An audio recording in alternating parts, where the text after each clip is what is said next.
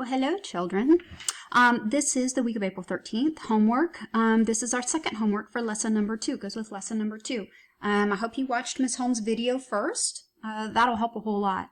Okay, we're going to do the odd number problems as usual. So number 1, in a solution, the substance in the smaller amount which gets dissolved is known as the, well, no, not an electrolyte, because that's something that conducts electricity.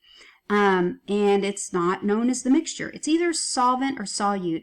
The problem with the solutions unit is there's a lot of S's.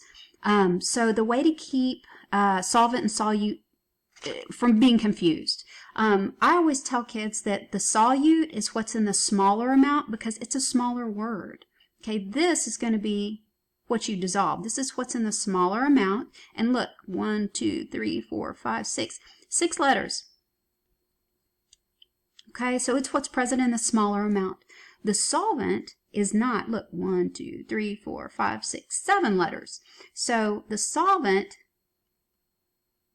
is what's present in the larger amount. It has 7 letters. So count the letters. It's really not that hard. So the substance in the smaller amount, that would be the solute. Number 3, blank is known as the universal solvent because it's a very polar molecule. Salt is polar, that is true, but it's not a solvent. That's usually what we dissolve into something. So we're looking for something that could be a solvent. Oil is not the universal solvent. It does not dissolve a whole heck of a lot. Air is definitely not the universal solvent. That would be water. Okay, that substance that all aliens are trying to come to our planet to get. Remember all the movies, they're always coming to our planet, they invade our planet. Why? For our water. So water is the universal solvent. Number 5, pewter. Okay, well, pewter's kind of a silvery color. The pewter is made from 85% tin and 15% copper. What's the solute? Well, 85% is tin, 15% is copper. What's present in the smaller amount? Right, copper. Number 7, electrolytes.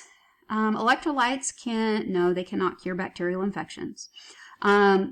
Reverse dilution of concentrated solutions. Well, that's just strange. So no, electrolytes cannot do that. They conduct electricity. Look, it has that electro. Both of those are in the word. So electrolytes conduct electricity. But I'm just saying that that's the right answer. But if electrolytes could glow in the dark, that would be cool. Because if you drank Gatorade, you could glow in the dark. I'm just saying that would be something to look into. That would be neat. Number 9, last one. Pure water is not an electrolyte because it is a blank compound. Okay, so we've only got 2 choices here, ionic or covalent. So you have to think back which ones are ionic and which ones are covalent. Ionic compounds are composed of a metal plus a nonmetal. Covalent compounds are nonmetal